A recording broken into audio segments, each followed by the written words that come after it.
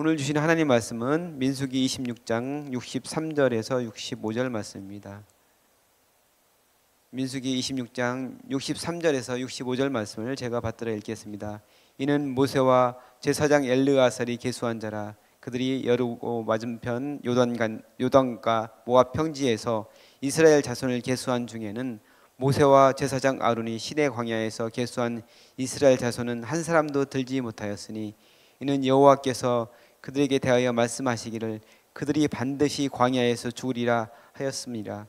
그러므로 여분네의 아들 갈렙과 눈의 아들 여호수아 외에는 한 사람도 남지 아니하였더라. 아멘. 우리는 눈에 보이는 것을 중요하게 생각합니다. 그래서 겉으로 드러난 것만 보고서 판단하는 경우가 많은데, 사실은 겉으로 드러난 것보다는 속에 있는 본질이 더 중요합니다. 성경에는 그러한 예들이 많이 나옵니다. 열왕기하 6장에는 아람 군대가 이스라엘을 쳐들어오는 이야기가 나옵니다.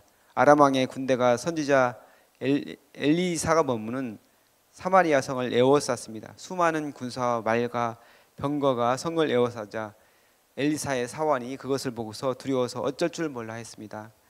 이스라엘의 병력으로는 그들을 도저히 당해낼 수가 없었기 때문에 절망 중에 부르짖은 것이죠. 하지만 엘리사는 전혀 걱정을 하지 않았습니다. 사환이 보지 못하는 것을 보고 있었기 때문입니다. 엘리사는 사환에게 두려워하지 말라 이야기하면서 우리와 함께한 자가 그들과 함께한 자보다 더 많다 이렇게 이야기를 합니다. 그러면서 그 사환의 눈이 열려서 그것을 볼 수 있게 해달라고 하나님께 기도를 합니다. 그러자 그 눈이 열려서 그 주위에 불말과 불병거가 산에 가득하여서 사마리아 성을 에워싸고 있는 것을 보게 됩니다. 하나님의 군대가 아람 군대를 둘러싸고 있었던 것입니다. 그것을 본 사환은 안심하게 됩니다. 육의 눈으로 겉으로 드러난 사마리아 성을 둘러싼 아람 군대가 보일 때는, 그리고 그 수많은 병거와 말들이 보일 때는 두려워할 수밖에 없었습니다. 하지만 영의 눈이 열리니 본질이 보이고 그보다 더 크고 더 압도하는 불말과 불병거로 인해서 안심하게 된 것입니다. 눈에 보이는 현상을 바라보면 때로는 절망하고 아무런 희망이 보이지 않는 것처럼 생각되지만 그 뒤에 있는 하나님의 섭리를 바라보면 어떤 것도 두렵지 않게 됩니다. 애굽에서 나온 지 얼마 되지 않은 출애굽 1세대는 본질을 볼 수 있는 믿음이 없었습니다. 눈에 보이는 가나안 족속들과 그 거인들을 보고서 그들은 두려움에 벌벌 떨었습니다. 하나님께서는 분명히 가나안 땅을 그들에게 줄 것이다 이렇게 약속을 하셨습니다. 하지만 그들은 그것을 기억하지도 못하고 믿지도 못하고 있었습니다. 바로의 아들로부터 시작해서 모든 장자가 죽는 등 그 10가지 재앙을 하나님께서 애굽에 내려주셔서 그 애굽에서 종살이하던 이스라엘 백성들을 구원해 내셨잖아요. 그리고 홍해를 가르시고 마른 땅을 건너게 하신 그 하나님이 계심에 그 이스라엘 백성들은 그것을 잊고 있었습니다. 그거 불과 얼마 전에 있었던 그 사건인데 그 하나님을 온전히 믿지 못하고 있었던 것이죠. 눈에 보이는 것에 압도되어서 그들은 현상 뒤에 있는 하나님의 능력이라는 본질을 보지 못하고 있었던 것입니다. 하지만 이런 믿음 없고 나약한 사람들 중에 현상 넘어 본질을 볼 수 있는 그런 눈을 가진 사람들이 있었는데 바로 갈렙과 여호수아였습니다. 가나안을 정탐하러 갔던 모든 정탐꾼들은 두려움에 사로잡혀 부정적인 보고를 하였습니다. 하지만 두 사람은 믿음의 고백을 하며 그들은 우리의 밥이다 이렇게 선포를 했습니다. 오늘 본문에서는 두 번째 인구조사를 한 내용을 정리해서 말하고 있습니다. 이스라엘 백성은 두 번에 걸쳐서 인구조사를 하였습니다. 처음 인구조사는 출애굽한 이스라엘 1세대가 한 것입니다. 시내 광야에서 했는데 그들이 인구조사를 한 목적은 전쟁에 나가 싸울 수 있는 용사를 헤아리기 위한 것이었습니다. 이는 하나님께서 인구조사를 명하시며 하신 말씀을 보면 알 수 있습니다. 민수기 1장 2절에서 4절 말씀입니다. 너희는 이스라엘 자손의 모든 회중 각 남자의 수를 그들의 종족과 조상의 가문에 따라 그 명수대로 계수할지니 이스라엘 중 20세 이상으로 싸움에 나갈 만한 모든 자를 너와 아론은 그 진영별로 계수하되 각 지파에 각 조상의 가문의 우두머리 한 사람씩을 너희와 함께 하게 하라. 아멘. 이처럼 출애굽한 이스라엘 백성 중 전쟁에 나가 싸울 만한 사람이 얼마나 되는지 병력을 헤아리기 위해서 각 지파별로 인구 조사를 하였던 것입니다. 그런데 오늘 본문에서 읽은 두 번째 인구 조사는 전쟁에 나갈 용사의 수를 헤아리기 위한 것이 아니라 땅을 분배하기 위한 것이었습니다. 약속의 땅에 들어갈 각 지파별 인원수를 파악하여서 가문과 종족을 따라 인구수가 많은 지파는 넓은 땅을, 인구가 적은 지파는 좁은 땅을 분배해 받도록 한 것입니다. 그런데 오늘 말씀에서 우리가 알 수 있는 것은 1차 인구조사 명단에 들었던 사람들 중 아무도 2차 인구조사에 살아있지 않았다는 것입니다.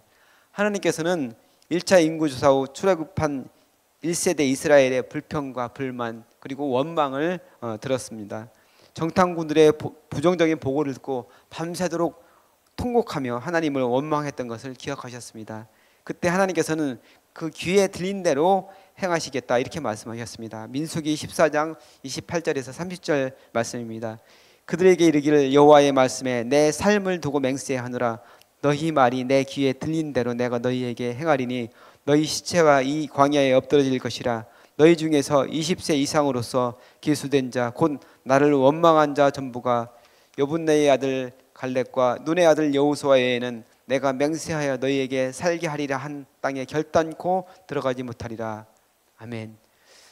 하나님께서는 말씀하신 대로 부정적이고 불평 불만을 입에 달고 살았던 출애굽 1세대를 모두 광야에서 죽게 하셨습니다. 심지어 모세와 아론까지도 약속의 땅에 들어가지 못하게 하셨습니다. 하지만 그들의 자녀들, 사로잡힐 것이라 했던 그 자녀들이 장성하여 약속의 땅에 들어가게 되었습니다. 당당히 그 땅을 차지하도록 하나님께서는 섭리하신 것입니다. 오늘 본문 말씀은 이제 옛 세대에서 새로운 세대로 바뀌는 중요한 전환점이 되는 그런 구절입니다. 놀라운 점은 1차 인구조사와 2차 인구조사의 숫자가 거의 차이가 없다는 것입니다. 조금 줄기는 했지만 거의 그대로 숫자를 유지했습니다. 척박하고 먹을 것이 없는 광야에서 하나님의 은혜가 없으면 살아갈 수 없는 그 땅을 40년이나 방랑하였지만 이스라엘이 사라지지 않고 인구가 그대로 유지되었습니다. 비록 징계로 인해 많은 사람들이 광야에서 사라져갔지만 자녀 세대가 훈련되고 연단되어 남겨진 것입니다. 남겨진 세대는 믿음의 세대이며 약속의 세대입니다. 하나님의 약속의 말씀을 삶으로 받아 가나안 땅을 쟁취하는 결실의 세대인 것입니다. 그 세대를 이끄는 지도자로 남은 사람이 바로 여호수아입니다. 모세 밑에서 수종 들던 여호수아는 성령의 충만을 받은 사람이었습니다. 이스라엘을 이끌고 나가는 지도자로 모든 백성이 보는 앞에서 공적으로 세워집니다. 여호수아와 더불어 믿음의 보고를 했던 갈렙도 다른 모든 출애굽 1세대가 광야에서 죽었지만 끝까지 생존하였습니다. 이 산지를 내게 주소서라는 그 유명한 기도를 올리면서 고령에도 불구하고 정복 전쟁에 나갔던 사람이 바로 갈렙인 것입니다. 모든 1세대 다른 모든 1세대가 광야에서 엎드러졌지만 이 두 사람은 살아남아 가나안 땅을 정복하고 새로운 세대를 이끄는 중요한 역할을 감당할 수 있었던 것입니다. 그것은 바로 그들이 현상에 얽매이지 않고 본질을 볼 수 있는 그 믿음을 가졌기 때문입니다.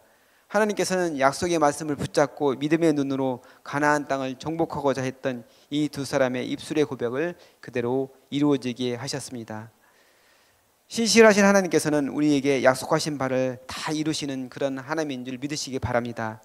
그 약속이 때로는 우리가 생각한 것보다 늦어지기 때문에 조급한 마음이 들기도 합니다. 하지만 하나님의 시간은 우리의 시간과는 다르다는 사실을 기억해야 합니다. 인간적인 생각으로 조급해하다 보면 실수하게 됩니다. 약속의 아들 이삭이 아닌 이스마엘을 얻게 되는 결과를 낳을 수가 있다는 것입니다. 그렇기에 끝까지 인내하며 하나님의 약속의 말씀을 기다리며 믿음을 지켜야 하는 것입니다. 하나님께서는 이스라엘 백성에게 하신 말씀을 그대로 이루셨습니다. 믿음 없는 출애굽 1세대가 말한 그대로 그들이 당하게 하셨고 약속의 말씀을 그 자녀 세대에게 주셨습니다.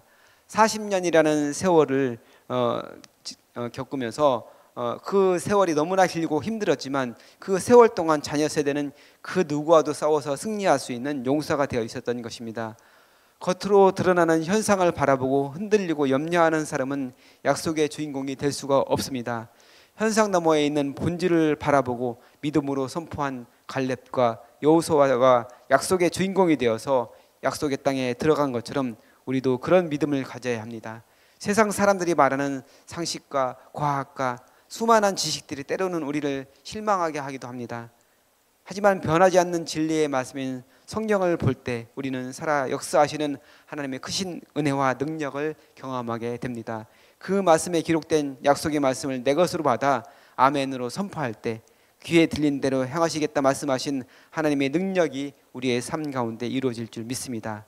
그 하나님을 온전히 신뢰하고 바라보는 저와 여러분 되시기를 간절히 바랍니다. 다 같이 기도하겠습니다. 언제나 변치 않는 사랑으로 우리를 바라보시며 가장 좋은 것으로 주시길 원하시는 참 좋으신 아버지 하나님, 세상의 상식과 지혜가 말하는 것들이 때로는 우리를 실망시킵니다. 하지만 그 너머에 있는 변하지 않는 하나님의 말씀, 약속의 말씀이 우리를 살리는 말씀임을 믿음으로 붙잡게 하여 주옵소서. 감사드리며 우리를 구원하신 예수님의 이름으로 기도합나이다. 아멘. 이 시간 다음과 같은 기도 제목으로 기도하겠습니다. 지금 들은 말씀이 내 삶으로 이어지게 하옵소서.